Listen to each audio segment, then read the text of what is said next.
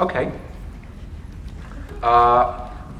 Well, you know, I went to drama school in the UK, so I think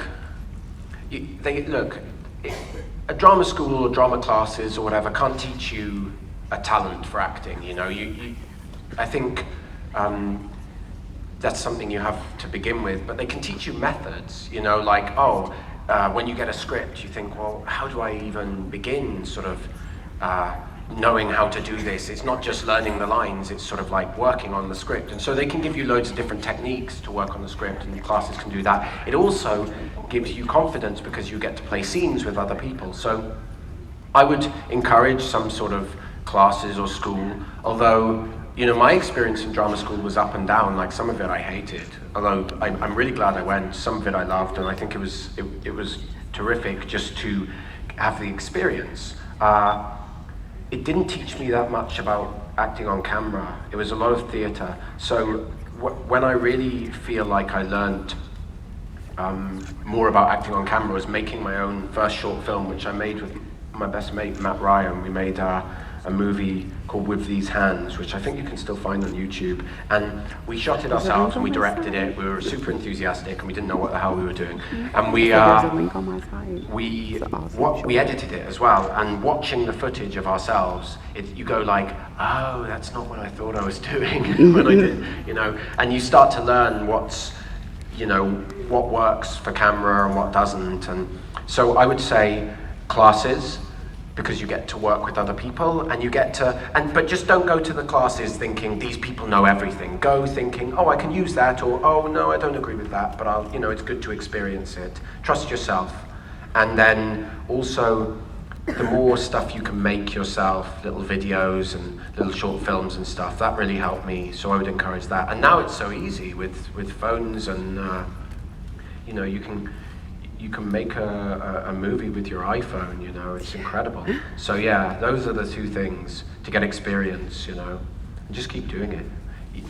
You know, like, you have to have so much persistence. So many people give up, and you don't realize, like, people think it happens for you instantly, but, you know, when you're an actor, you audition for so many roles and you get told no so many times, so many more times than you get told yes. You have to have really thick skin, you know, and just go, okay, well, you know, I wasn't right for this. And one more thing, sorry, but I do feel passionately about this. One more thing I would say is, don't try and think about what someone else wants you to bring to a role. Like, what are they looking for here? Try and think about what you want to do. Like, how would I want to play this role? Because you're not going to be able to read their mind and accomplish what they want. You're going to be able to bring your own interpretation to it. And that's something unique. That's something that no one else has. Is your interpretation. So that's what I'd say. Thanks. Joseph, we have one more question on your right to the back. Yes. This is also going to be our last question of the Q&A. Oh, okay, but then I have a few questions for these guys. That's right, I'm going to help you out with that. So Thank you. I was hiding in the corner. Oh, I didn't see you there. I was hiding in the shadows. Yeah, but I got one more question right here.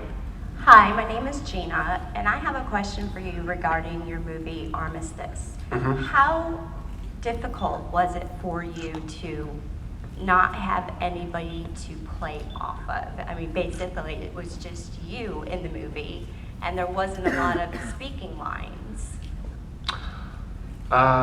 It was just a really different experience. You know, like doing theater and then doing television and then doing movies is a very different experience. It's this, you're still acting, but it's very different. And so that again was a great learning experience.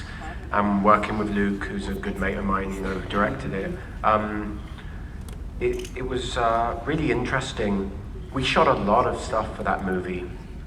And I'd say less than half of it is in the movie, you know. We cut whole characters out and really streamlined it to try and make the best film possible. So it was really,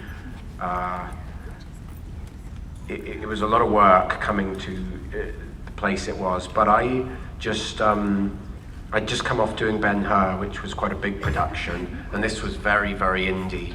You know, they told me, you're not going to have a dressing room, but we've got you a crate. And you're going to put your stuff in the crate, and you can kind of carry it around with you. So it's like, okay, all right, I see.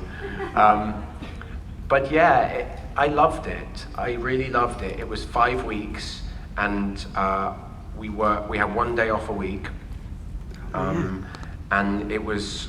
My day off was Monday because that's when Matt Ryan would come in from. He was doing Hamlet with Jude Law, and he'd have 1 day off, and he'd get the train to Stratford-upon-Avon and shoot for a day. And I'd think, oh, thank goodness, my day off while he shoots his stuff as Edward. But it was great because I was doing a movie with all my friends, and we decided we're going to make this film, and even if only we see it and we love it, then that's good enough, you know, at least we'll know what it's like to do it, and thank goodness we got some kind of release and it's available, you know, on iTunes or whatever. Although it's got loads of different titles now. When we were making it, it was called Warhouse, and that was the name of it. And then in America they said, you know, you guys should call it something that's in the first few letters of the alphabet so that when people go on demand, they don't like have to get to W to pick it out. So we thought, okay, Armistice, and then I believe it's called Captive or The Captive in the UK. Yeah. But for me, it'll always be Warhouse, you know, because that's what it was when we were making it. But yeah, it was a terrific experience. Really hard though, really hard work, exhausting.